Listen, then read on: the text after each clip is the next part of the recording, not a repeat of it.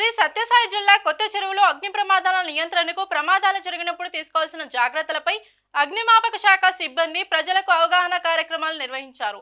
స్థానిక petrol bunk వద్ద మంటలు వ్యాపించినప్పుడు తీసుకోవాల్సిన జాగ్రత్తలను మాక్ లైవ్ లో చేసి చూపించారు. ఈ సందర్భంగా జిల్లా అగ్నిమాపక శాఖ సహాయ అధికారి నాగరాజు నాయక్ మాట్లాడుతూ అగ్నిమాపక వారోత్సవాలలో భాగంగా 5వ రోజు కొత్త చెరువు పెట్రోల్ బంక్ వద్ద గ్యాస్ సిలిండర్లు ఉంచి మంటలు వ్యాపించినప్పుడు ఏ విధంగా వాటిని ఆర్పివేయాలన్నది సిబ్బంది కళ్ళకు కట్టినట్లు ప్రజలకు వివరించారని తెలిపారు.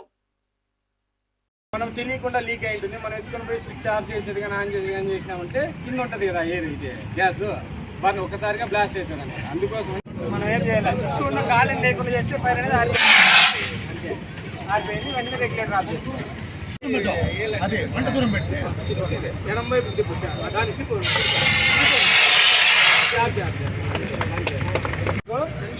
ఎంత గాబరా పడతామో అంత ఈజీగా ఆరిపోవచ్చు అనమాట.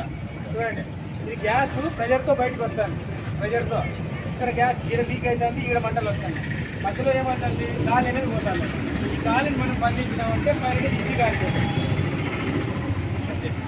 మనం ఏం చేసాము, గాలి అనేది మనం బంద్ చేస్తాం, వెంటనే రెగ్యులేటర్ ఆఫ్ చేసుకుంటాం. ఈ మెథడ్ బకెట్ ఇప్పుడు మంట వస్తుంది. దీన్ని మనము ఇలా చేతులు ఎక్స్పెండ్ అయితే అట్లా తీసుకెళ్ళి గాలికి వ్యతిరేకంగా, అంటే ఇప్పుడు మంట అట్లా పోతుంది, మనం వెనక్కి నుండి దీన్ని ఇట్లా చేసి ఇట్లా కొట్టేసామంటే గాలి లోపల పోతాం.